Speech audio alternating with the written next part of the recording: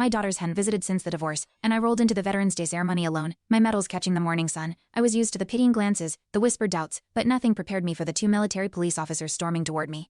Their eyes scanned my uniform like I was a thief in disguise. When the taller one grabbed my wheelchair, I froze. The prosthetic leg was more than a limb, it was how I stood for my fallen brothers. Then he demanded I prove it. This can't be real, the shorter Payne muttered. Yanking open my jacket and flipping through my ids like they were fake baseball cards, my hand trembled on the wheelchair armrest. A kid in the crowd laughed, pointing. Stolen valor, someone yelled. I clutched the bronze star pinned to my lapel, it was my captain's. I'd carried it back to his mother. The taller Payne sneered. You're a fraud. My voice cracked, I earned this. No one moved. I saw my brothers' faces in the silence. They spun my chair, dumping my pack, pills scattered. One Payne stomped my folded flag, my best friends. I lunged, but my prosthetic leg caught, twisting me sideways. A woman gasped, but nobody stepped in. My medals clinked under his boot. You're sick, he hissed. I stared up, winded. Emma, a nurse I knew, shouted. Wait, I recognize him, but a man in uniform pulled her back. Dismissing her plea, they tore off my prosthetic leg and tossed it into the crowd. It hit the ground with a hollow thud. Laughter followed. My chest heaved as they rifled through my coat, mocking the faded photos tucked in my wallet, faces of fallen friends.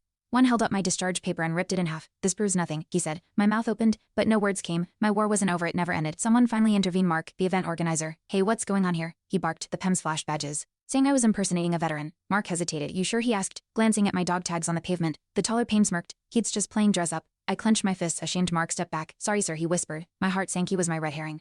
The help that never came. A deep voice cut through the chaos. Wallace, heads turned. General McAllister strode forward, medals gleaming. That Sergeant First Class Owen Wallace saved my son's unit in Kandahar. Silence fell. The PEMS froze, color draining from their faces. You humiliated a hero, the general growled. He yanked their cuffs from their belts and locked their wrists. The crowd gasped. I closed my eyes. Vindication hit harder than any fist. I collapsed back into my wheelchair, chest heaving. McAllister knelt beside me, returning my prosthetic leg. You stood for all of us, he said. I gripped the armrest, nodding slowly. The torn discharge paper lay nearby, but it didn't matter. Emma placed a steadying hand on my shoulder. They know now, she whispered. I wasn't invisible anymore. The crowd, once silent, now applauded. A young boy stepped forward and handed me the crumpled flag. Thank you, sir, he said. I saluted him. Emma smiled, eyes glassy. McAllister turned to the PEMS. This goes in their records. My medals were bent, my papers torn, but my honor was intact.